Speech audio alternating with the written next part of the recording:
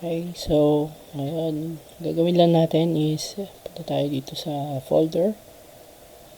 So, Crack by Agnus and then SQLite. So, right click. Kailangan may Windows WinRAR kayong naka-install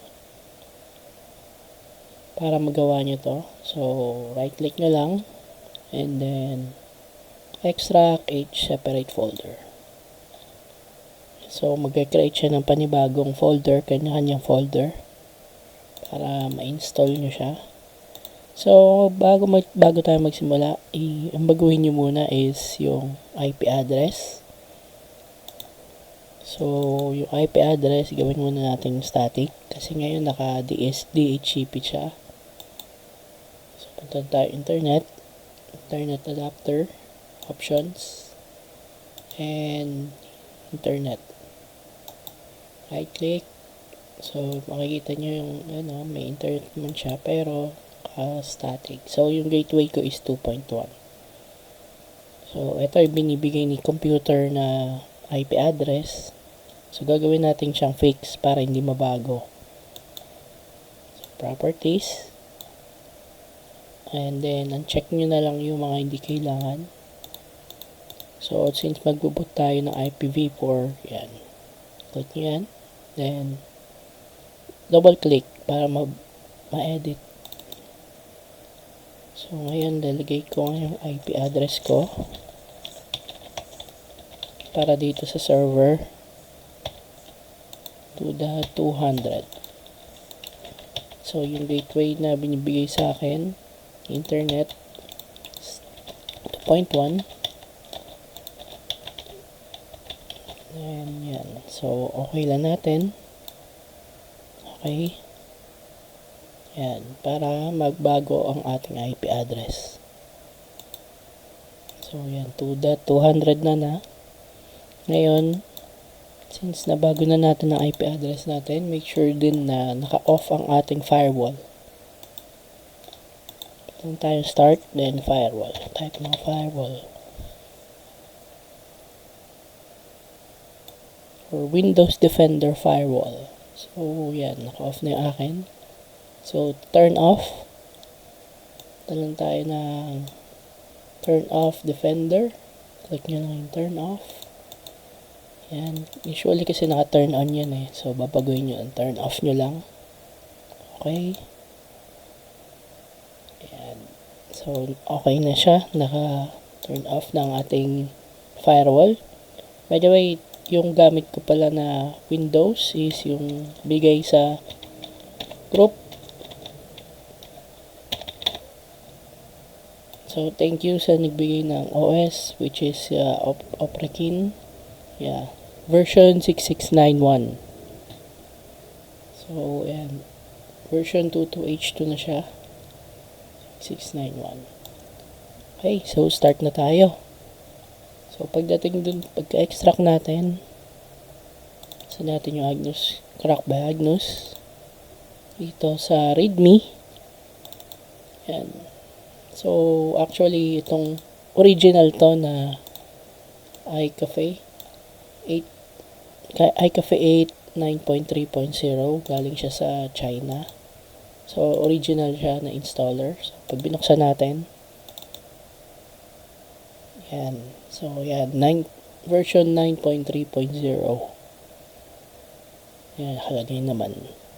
So, yung mga updates niya, updated siya nitong, tested and working naman siya bago siya translate sa English nitong December lang. Pahabol ko na nga yung New Year para sa atin.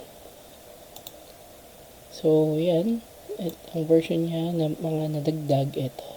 So, basahin nyo na lang. Yan yung mga bagong bigay ni iCafe 8 sa version na to. So, ang build niya is 2025 November 14. So, yan yung latest na updated sa website. So, from China website yan. And then, ayan. So, mag-install na tayo na iCafe 8 9.3. 0. So, ang gagawin nyo lang, check nyo po lang muna yung drives nyo. Ito tayong disk. So, dito, meron akong tatlong SSD, tsaka isang hard drive. So, sa SSD, pinangalanan ko siyang image.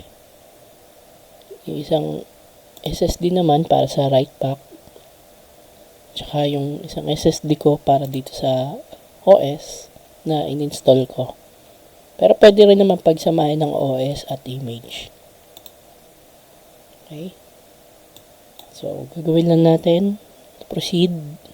Click the next. Next. Makikita natin yung IP address nandito. 2.200. Yung binago natin.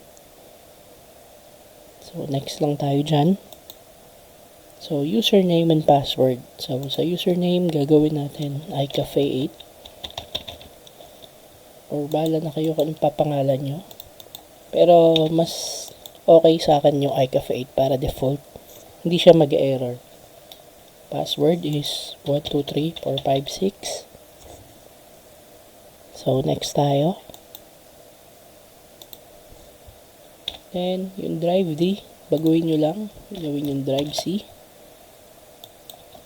Then, pangalanan nyo lang na dito na iCafe8 para hindi mag-error. Then, next, para mag-install na. So, installing na yan.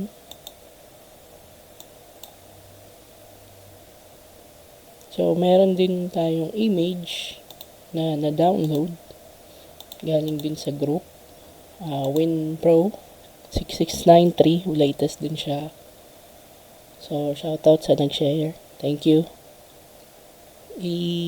Lagay ko na lang din yung link sa comment section. Para sa mga maghahanap.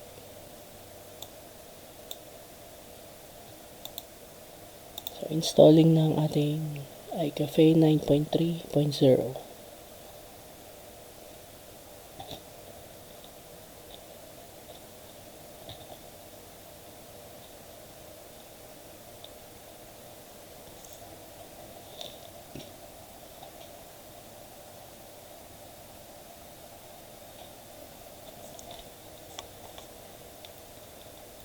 Yan. So, tapos na mag-install.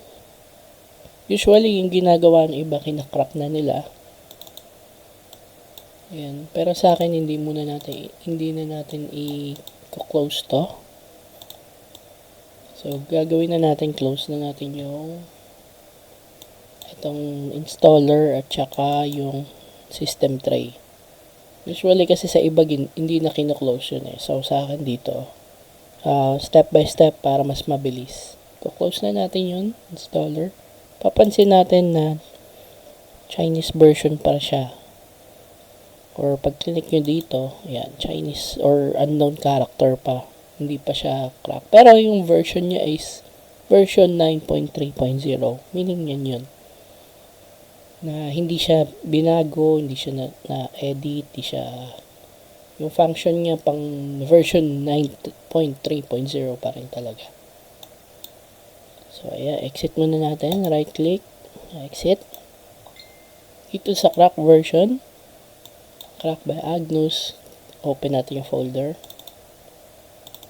Ayan, so ang gagawin lang natin, copy nyo na lang yan lahat. Right click, copy. So, punta tayo sa folder ni iCafe8. Ayan, itong rename na natin to iCafe console or kayo na bahala so anong gusto yung pangalan. So ito, right click lang natin, open file location. Ayan. So ang gagawin natin, balik lang tayo sa folder ni iCafe. Click nyo yung iCafe. And then, yan. Dito na tayo sa mga folder. Paste nyo ngayon dito. Right click, paste. So, nakatera copy ako eh. So, yan. Paste nyo na lang dyan. Overwrite. So, yan, mag-error siya. So, ang gagawin nyo lang para hindi mag-error, tayo services, exit natin. Services, type nyo lang, search nyo.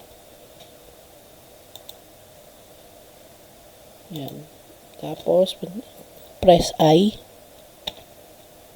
Hanapin nyo lang itong Chinese character. Then, stop.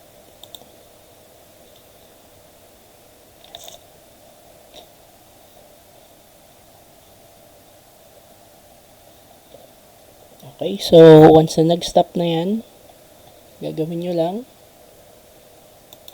paste nyo lang uli, right click, then paste. Yan, hindi na to mag-error. O, diba? See, nagtuloy-tuloy lang yung paste niya. So, walang error yan. So, dito sa Chinese character na to, start nyo lang uli. Start, ibig sabihin yan, refresh niya yung server para mabasa. So, exit nyo na lang yan. Then, SQLite.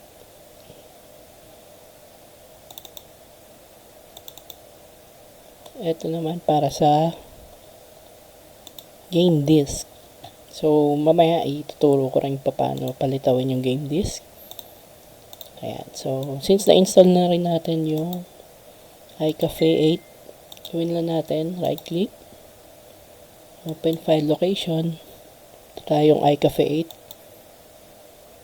8, iCafe service tray.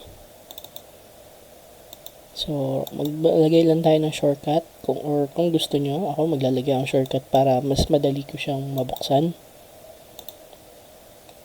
Ayan. So, right click nyo lang. Yung nasa desktop na yan, run as admin nyo na lang parehas yan. Right click, properties, compatibility, right click sa administrator. Run as admin. Apply okay.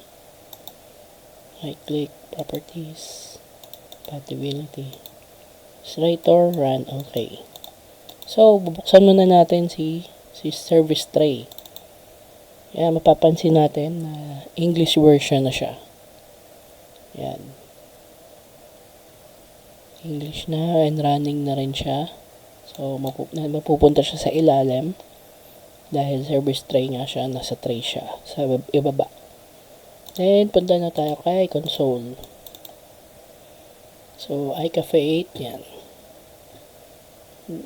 Version 9. Sa unang pagbukas, mag-close siya kasi nagre-read lang. Then, second bukas nyo, wala na yung error. Okay.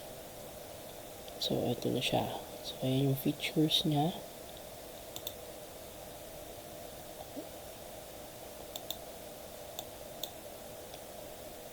Okay. Then, naka-VIP na rin yan. Pag napansin nyo na nakakulay red tong VIP, ibig sabihin di siya successfully na copy-paste yung crack. So, license na rin yan. Unlimited na rin yung clients niyan. Okay. And then, try na natin mag-setup ngayon. So, tama na tayong server. Click nyo yung network card. And then, click nyo yung server para sa game disk, sa cache. Save. Server set cache size. So, since na 16 gig ako, sabihin natin 4 gig sa game cache ko. Pang trial lang muna. 2 gig sa image and write back. Ayan. So, these settings. Ayan. So, sa drive D image. Ayan. D for image. Sa write back.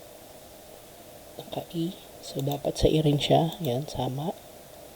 So, games. So, G din dapat siya. Kasi nasa drive G. Para mas makita yung game disk, kailangan tugma sila lahat. So, G, G, G. Okay. So ngayon, ibalik na tayo sa server para ma-set natin yung game disk. Exit muna natin si console. Tayo kay iCafe 8. Tayo sa Secure SQLite database para mabago si game disk. Buksan na natin yung application. Open database. Or browse. Then, browse data. Open database. Punta lang tayo sa folder ni iCafe. Dito yan sa this computer. Drive C. And program files. iCafe 8. Then, bar server. Data. Bar server. So, hanapin lang natin si game disk. So, ako, para mas madali ko siya mahanap, lagi ko hinahanap dito yung R disk. So, pag binuksan mo siya, buong pangalan niya iCafe server disk. So, yan. Naka-drive siya. Sakto, tama na. Nakaset na to. So, for example, sa iba kasi nakaset yan. Kunwari F. Yan. Ganyan yun. Nakaganyan yan eh. Nakaset na yan ganyan. So, ang gagawin lang natin yan ng drive G. Para pantay sila. Para magtutugma to sa client. Apply natin. And punta tayo sa write changes. Yan. So, okay na yan. Nakaset na yan. Exit na natin at buksan na natin ulit si console. Check natin kung nakaset na. Ito yung server. These settings. Para sure na lalabas siya. Save sa next boot. Yan. Okay, nakaset na yung RAM natin, RAM cache, network. Okay. So, ngayon, punta naman tayo sa image. So, ang gagawin natin dito is mag-create man tayo ng image. So, yan. Mag-ano lang tayo sa drive D. Diyan na mapupunta yung image. Drive D. So, yan, mapapansin natin na image resource. Properties natin. Yan. Usually, nasa, ano yan, depende yan sa magiging upgrade resource nyo. Sa akin, lumabas na si 570. So, dapat, yan, tama siya, 570. Sa iba kasi is, sa 66 MB lang, 70. Pag mga ganon, ibig sabihin kulang yung cache nun. So, kulang yung upgrade resource. Kailangan mag 500 siya.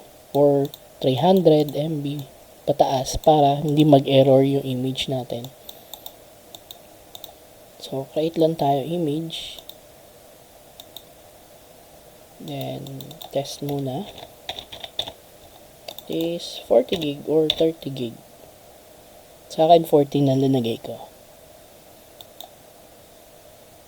Yan. So, nag-create na siya ng image. Close natin. Ito tayo sa drive D. Ayan na. Lumabas na yung test na image. Na pang testing natin. So, ang gagawin naman natin, balik na tayo sa console para gumawa tayo ng client. Okay, so sa paggawa naman ng client, ito tayo ng client manage. Right click tayo. Add new client. So, client name, kayo na bahala kung anong pangalan ng client name. So, lagay ko muna dito PC1. Then, yung IP address na gusto kong ilagay, iset. So, since na 200 yung sinet ko kanina para sa server, gagawin naman natin tong client, first client, 221. So, yan. Wala tayong babaguhin dyan. So, yung sa image niya is test, configuration, PNP. So, yan. Dito, automatic na to na once ma-detect ni iCafe yung board mo, lalabas naman si Secure Boot o kaya Virtual TPM 2.0. So, check nyo lang lahat yan. Sa server, click nyo yung desktop. Sa client cache, natin 512 muna. Pwede nyo naman baguhin yan yung cache. So, dito sa graphics, none. Kasi magpa-first boot lang naman tayo eh. So, resolution na monitor nyo. Sa akin, naka 1920 kasi ako by 80. So, ito. Fresh light, 70. Pwede yan. Then, performance. 3D settings. Performance yan. Sync settings. CPU. So, naka-built-in lang muna ako. Para sa client ko. Wala pa siyang video card. So, iboboot lang muna natin. So, confirm. So, ayan. Nakagawa na tayo ng first client natin. Exit lang muna natin. Then, check natin ang resource. Ayan. So, mataas pa rin siya.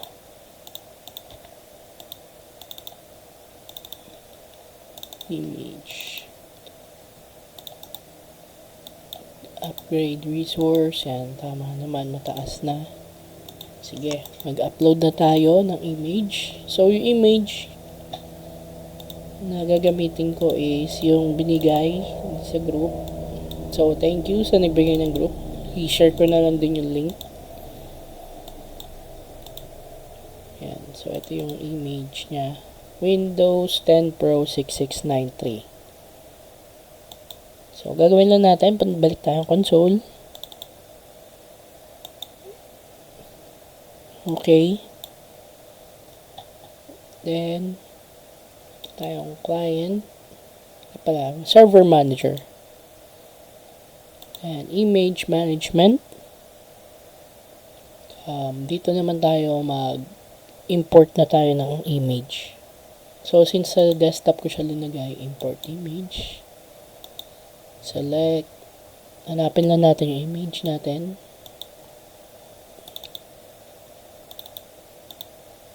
Okay, open natin. So, para import natin para malagay yung image doon sa loob ng server. Import. And automatic na yan magkakaroon yan ng image sa path niya sa drive D. Ayan. Pumunta tayo ng drive D. Nandiyan yan. Image. Okay. Now, yun na. Nagkaroon na siya. Kumbaga, from desktop, napunta siya sa drive D na. Na-convert na siya para mabasa as image. Ayan. So, okay nyo lang. So, yan na. Naka-upload na ang ating image. Actually, hindi pa to fully converted to English. Kaya may mga ganun pa siya. Pero the rest is converted na yan sa English. Ayan.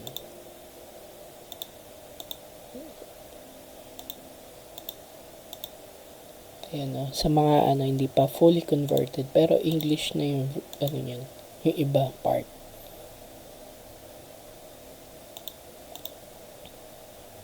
So, since na balik na tayo sa server, since na-upload na natin, yan, yung ating image ay ngayon ilalagay na nga natin sa client para magkaroon na siya ng Windows na iboboot. Kasi yung test, itong test is walang laman yan or walang naka-install na OS. Kaya lalagyan natin ng OS. Which is, papalitan na natin si Windows 10 Pro 6693. Ayan. Then, check nyo lang lahat. Confirm. So, sa unang boot, ang gagawin nyo lang, turn on super user.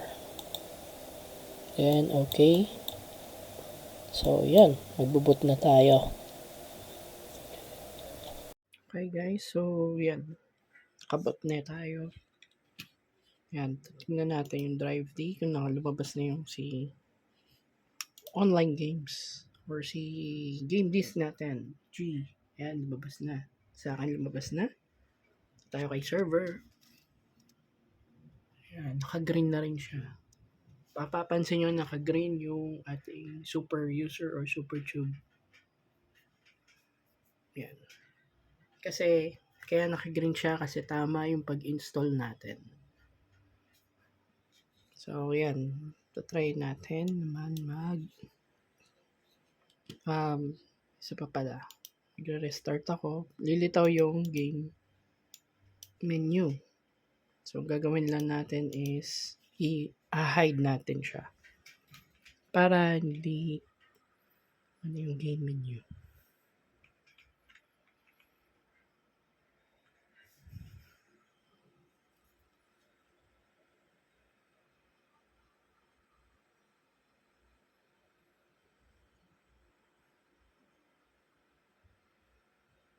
So, yan.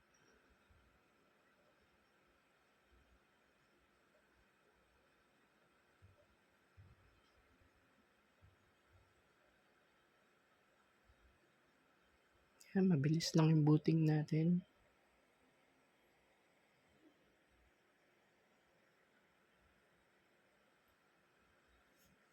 Check natin. Ang server. Sabihin may palaman tayo eh.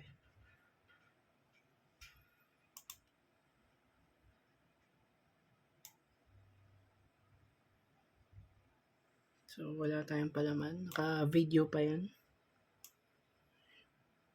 Yan, goods na goods. Okay. Performance. So, ayan. So, pagdating kay client, yan, lumitaw yung game menu na to. Gagawin na natin para i-hide yan. Exit na natin yan. Puntahan tayo ng MS config.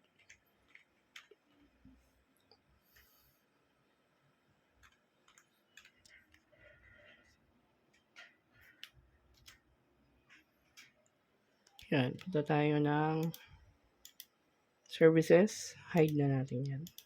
Hide all Microsoft services. So, ang tira nyo na lang si VGC kasi yun yung Valorant para automatic hindi siya mag-error. Yan. Then, punta naman tayo startup. Open Task Manager. So, naka-enable kasi sa yung game disk natin na, or yung game menu. So, kung gagawin nyo na, disable nyo na lang.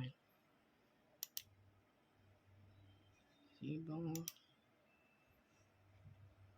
Disable.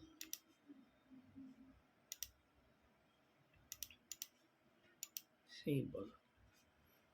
Si Riot Games, pwede na natin enable yan. Si Valorant yan, tsaka si Vanguard. Okay. Okay, then restart lang natin. Check natin kung mag-appear pa yung game menu.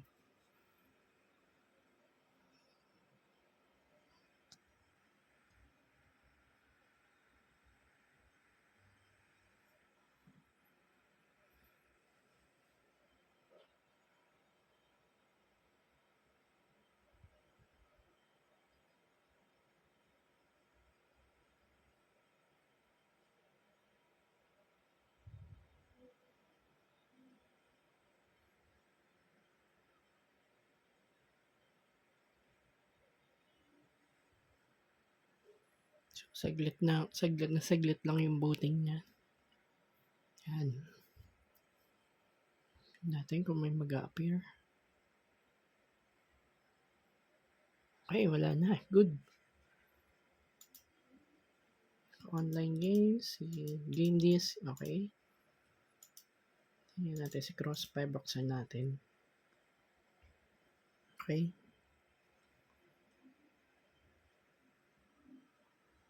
So, nakapatch na rin kasi itong si Crossfire. Kaya, tinesting ko. Linabas ko na yung icon niya.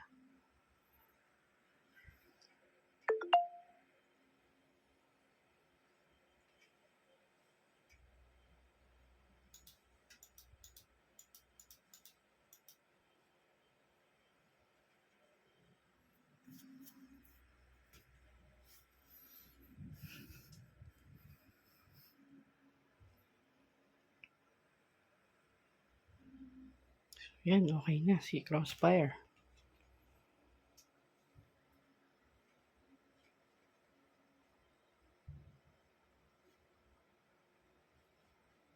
So, hindi ko na iti-test to.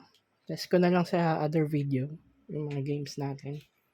So, ayan, at least napabot na natin si client without error and working siya sa version 9.3.0.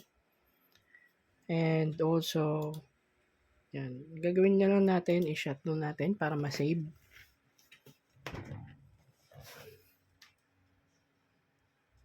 So, ang gagawin nyo na lang is right-click. Pag naka-off na yung client natin, right-click. Kaya mapapansin nyo, wala na yung color green. Sabihin, naka-turn off na yung super user. Right-click nyo lang para ma-save, then turn off super. Hit yes. Then, lagay lang tayo ng restoration point. Number 1. Then, yes. Okay na yan.